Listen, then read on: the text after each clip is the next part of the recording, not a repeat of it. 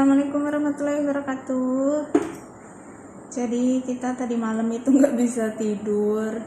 Terus baru tidur itu tadi pagi habis subuh. Terus alarm jam 9.30 soalnya Rehan harus kerja nanti sekitar jam 1. Jadi aku harus bangun dan harus masak, tapi dapurnya kosong dan kita punya kulkas itu ini dia itu rusak, nggak mau dingin, jadinya harus belinya itu serba mendadak, nggak bisa beli lama terus disimpan di kulkas, dia bakalan basi gitu keesokan harinya. Jadinya kalau mau masak itu harus beli dulu baru kita masak, beli dulu baru masak, gimana sih? Beli dulu terus langsung dimasak gitu. Jadi beli sekarang masak sekarang. Kalau nggak gitu nanti dia bakalan nggak bagus gitu. Soalnya ya itu tadi kulkas kita ini, kulkas nggak jadi, kulkasnya rusak. Oke, ikutin kita terus.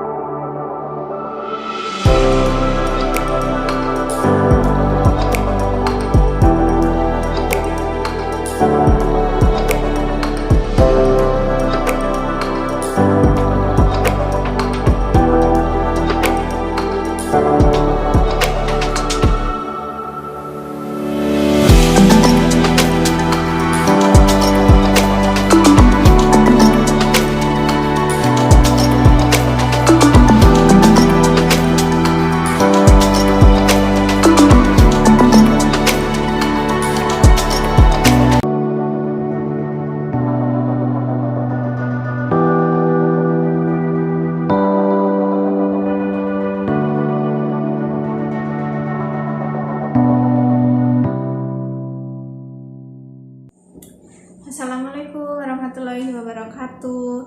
Tadi udah pergi ke toko, terus udah nyiapin sedikit buat masak, tapi ternyata zong hari ini harusnya itu Rehan ada satu flight gitu di siang hari, tapi ternyata itu cancel, nggak tahu karena apa. Terus habis itu kita udah santai-santai kan di rumah, udah kayak ya udah deh masaknya agak nyantai nih gitu, karena kan dia off. Tapi ternyata tadi ada panggilan dadakan, jadi dia harus berangkat.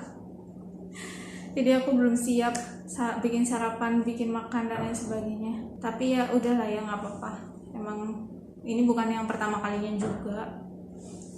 Oke, jadi karena Rehan udah pergi dan aku emang pengen bikin video ini sih, jadi aku pengen kayak share pengalaman gitu yang mungkin bisa bermanfaat atau bisa sebagai information aja gitu tentang bagaimana sih dan apa aja yang harus dilakuin kemarin waktu aku mau berangkat ke sini ke Maldives selama pandemi ini.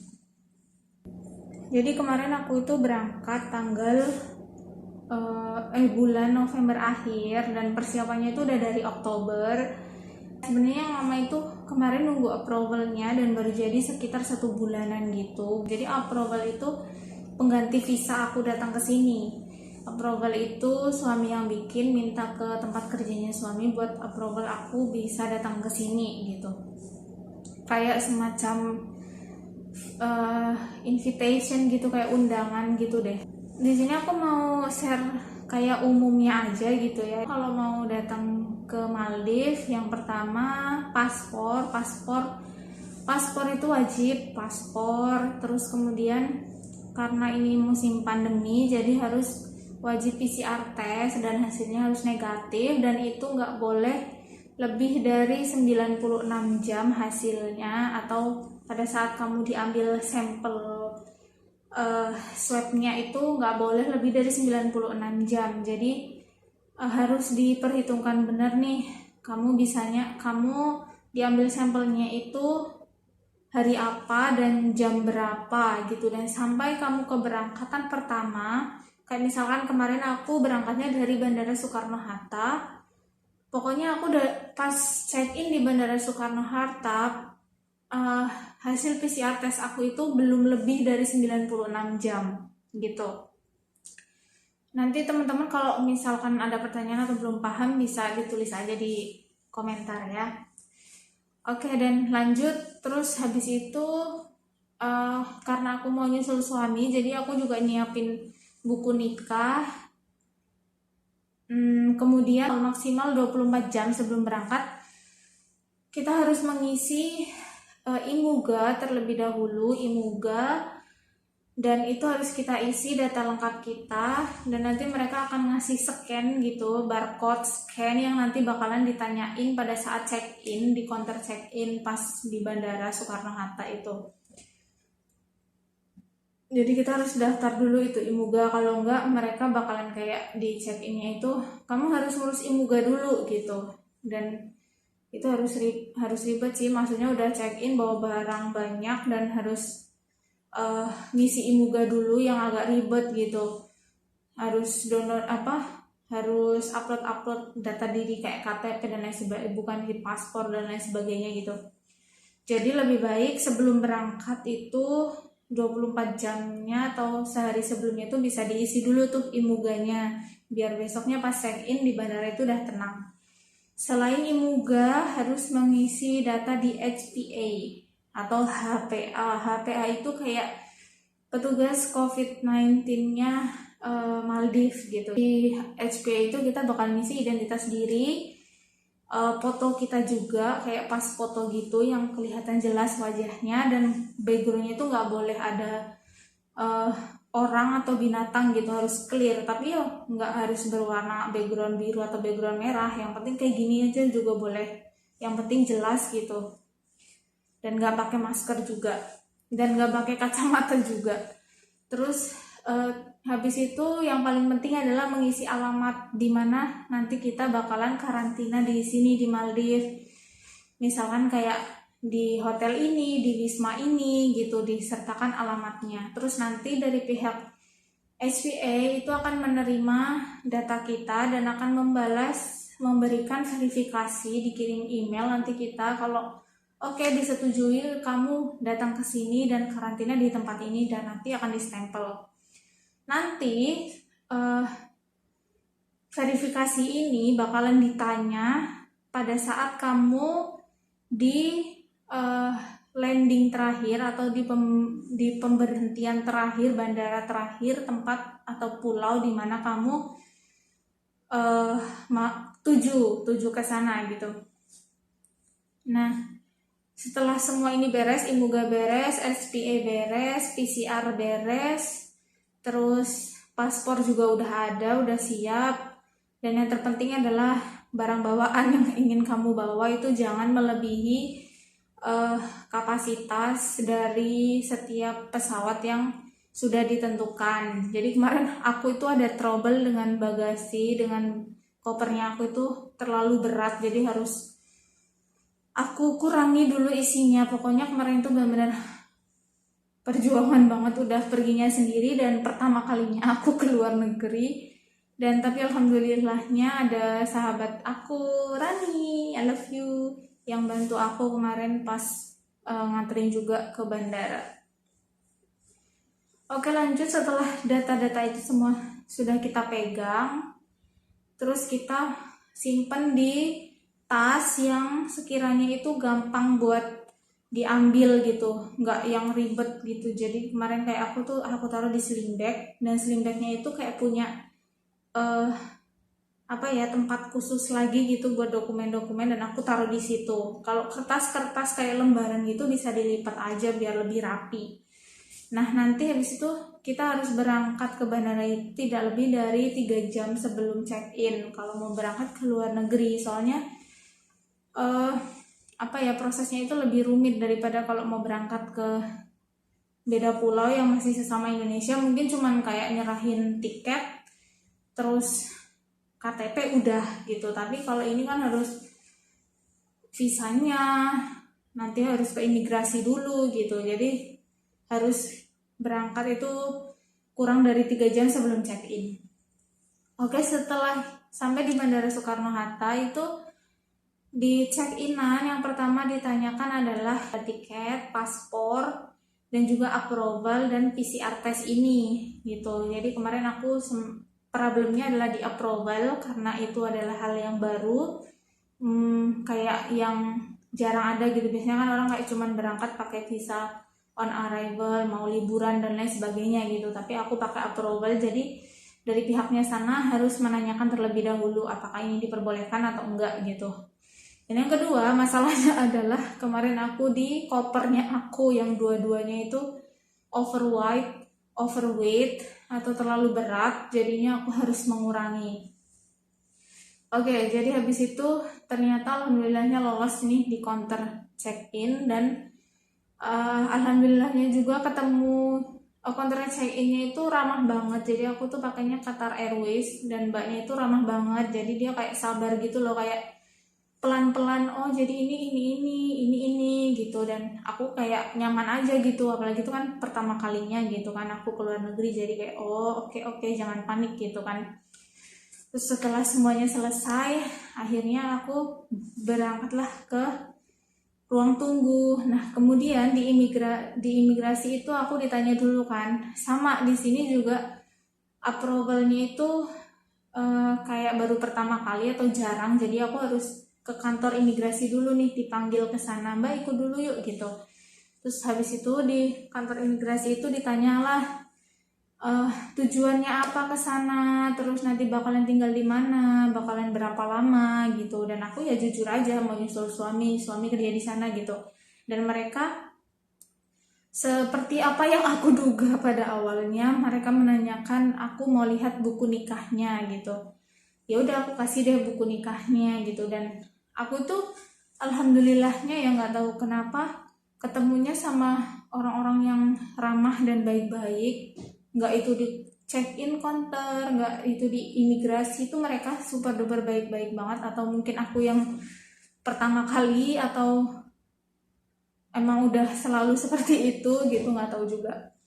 Nah jadi mereka itu kayak oke, kalau gitu dicap ya gitu, saya dicap. Terus akhirnya aku lolos deh, udah boleh ke ruang tunggu. Dan itu tuh waktunya udah agak mepet gitu, jadi aku harus kayak agak lari gitu. Udah gate-nya itu jauh banget, sampai kakinya aku tuh sakit buat jalan.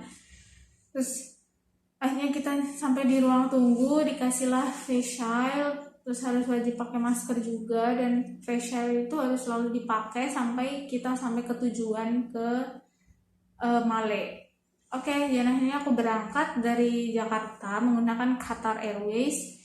Terus habis itu transit dulu di Doha di Qatar selama 2 jam.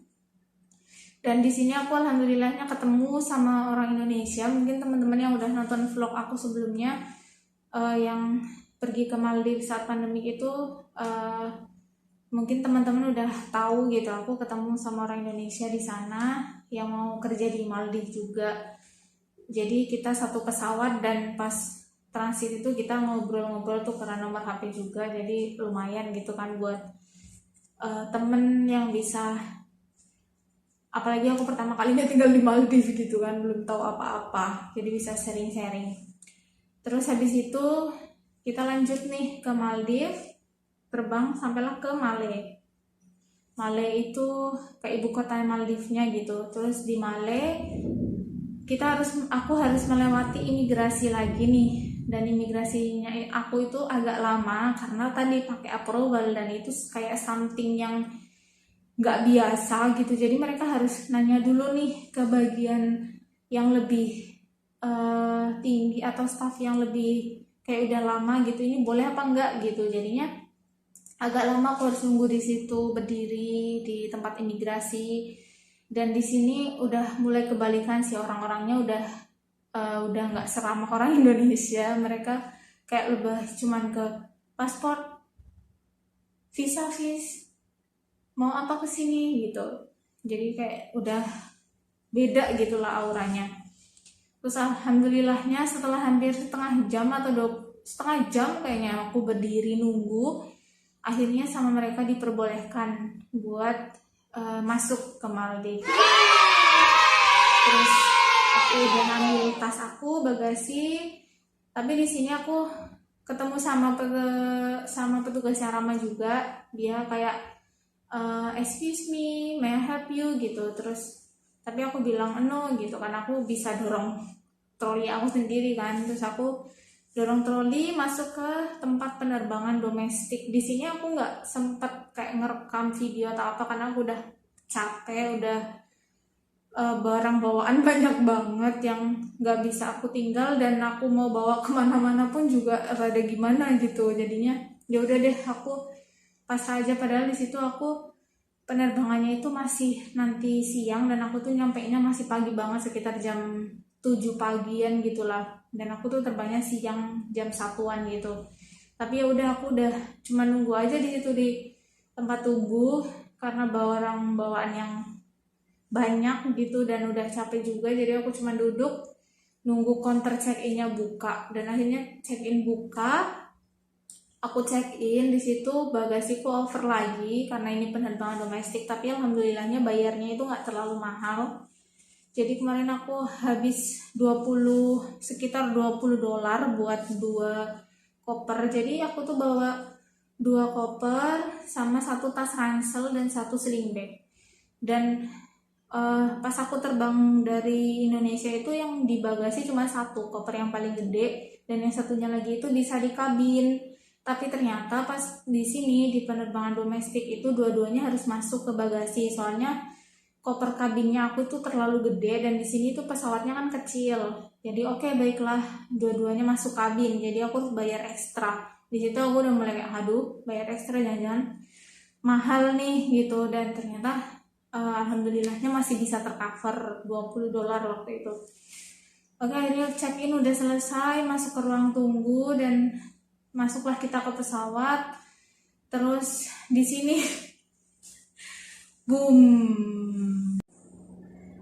Selama di pesawat ini aku mendapatkan pengalaman yang unik, lucu, dan luar biasa. Pertama kalinya juga. Jadi aku itu menggunakan satu pesawat untuk terbang ke 3 pulau langsung, dan dimana pulau tempat tujuan aku itu adalah pulau yang terakhir. Jadi aku tuh harus ke pulau yang pertama dulu, harus landing, terus take off lagi, terus landing ke pulau yang kedua, terus take off lagi, baru nyampe ke pulaunya aku yang 7. Jadi kayak waktu itu tuh aku bingung kan, dengerin speakernya kok bukan di Gan Airport gitu kan. Aku tujuannya kan ke Gan Airport, aduh jangan-jangan salah pesawat. Terus aku tanya kan ke mbak pramugarinya gitu, ternyata sama mbak pramugarinya tuh dijelasin kalau Gan Airport itu nanti tujuan terakhir. Jadi aku tuh harus ngelewatin 2 pulau dulu. Aku tuh berasa kayak, hah seriously, aku tuh berasa kayak lagi naik bis gitu loh, yang harus nganterin penumpang sekaligus naikin penumpang gitu, dan tujuan akhirnya adalah di terminal ini gitu. Jadi sama aku tuh rasanya kayak gitu. Dan aku tuh meskipun udah nggak pertama kalinya naik pesawat juga, kayak kalau pulang ke Kalimantan juga naik pesawat, tapi aku tuh paling ngerasa gimana gitu kalau harus landing sama take off gitu. Dan ini tuh aku harus take off dan landing berkali-kali gitu. Jadi aku kalau take off sama landing itu kayak yang zikir gitu loh, kayak bismillah bismillah Allahu akbar Allahu akbar gitu. Jadinya kayak aduh gimana sih ya rasanya orang yang takut atau gimana, terus harus ngelakuin berkali-kali gitu. Jadi aku landing take off itu udah nggak terhitung deh, kayak udah 3 atau 4 kali gitu, atau 5 kali dari berangkat.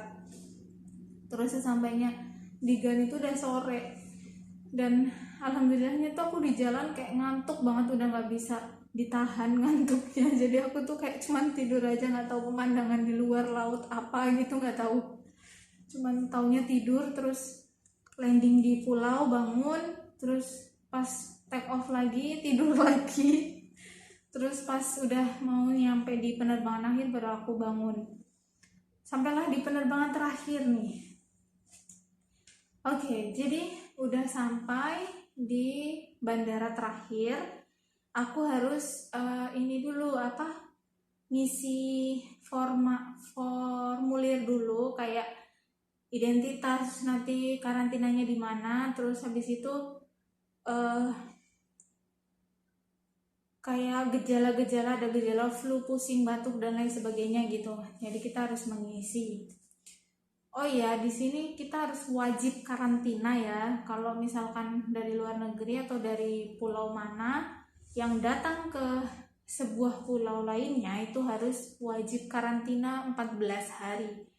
Dan kemudian waktu itu aku udah ngisi, udah dikumpulkan juga, udah selesai. Terus akhirnya aku udah boleh keluar, dan di sini dijemputlah sama suamiku kan. Saya, hai, 1 tahun nggak ketemu, bahagia banget rasanya, tapi walala harus jaga jarak, social distancing, nggak boleh sentuhan, ngomong juga jaraknya 1 meter lebih gitu. Terus akhirnya aku diantar ke tempat karantina, aku naik mobil dan suamiku dia ngikutin gitu. Terus ya gitu akhirnya. Terus habis itu sampailah ke tempat karantina, dan harus karantina 14 hari, nggak boleh keluar sama sekali.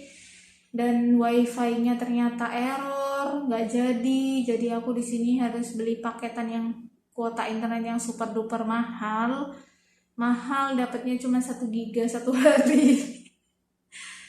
Pokoknya benar-benar perjuangan. Terus alhamdulillahnya tapi setelah 14 hari di swab lagi dan hasilnya adalah negatif dan boleh keluar. Jadi itulah perjalanan panjang aku pergi ke Maldives selama pandemi ini. Ya semoga bisa menjadi masukan atau menjadi sebuah informasi pembelajaran mungkin buat teman-teman yang mau datang ke Maldives juga. Tapi perlu diingat kalau selama pandemi ini peraturan itu berubah-ubah. Kayak aku contohnya kemarin pertama baca websitenya itu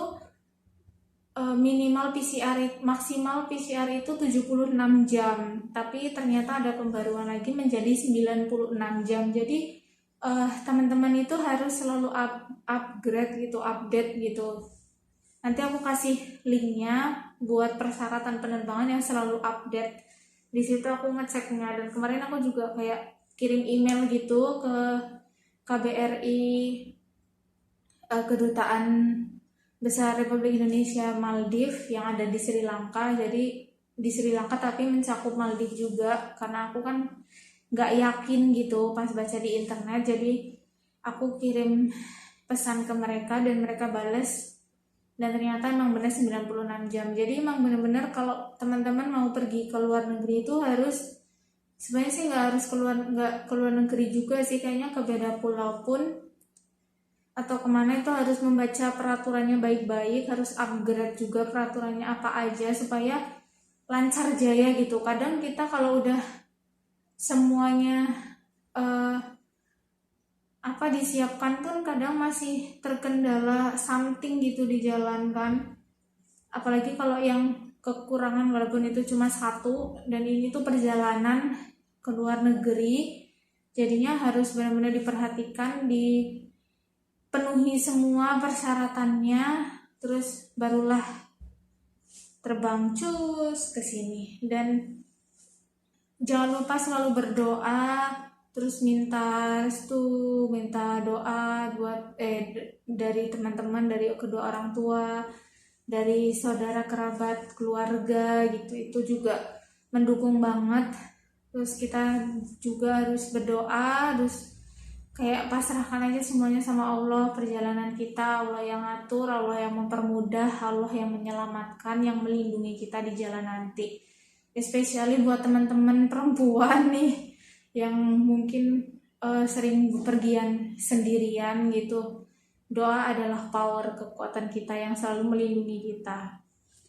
Oke, dan itu pengalaman saya yang bisa saya bagikan. Ambil baiknya, buang buruknya, ambil pengalamannya, ambil pelajarannya, semoga bisa bermanfaat, bisa menjadi sebuah pelajaran. Sampai jumpa di vlog selanjutnya. Assalamualaikum warahmatullahi wabarakatuh.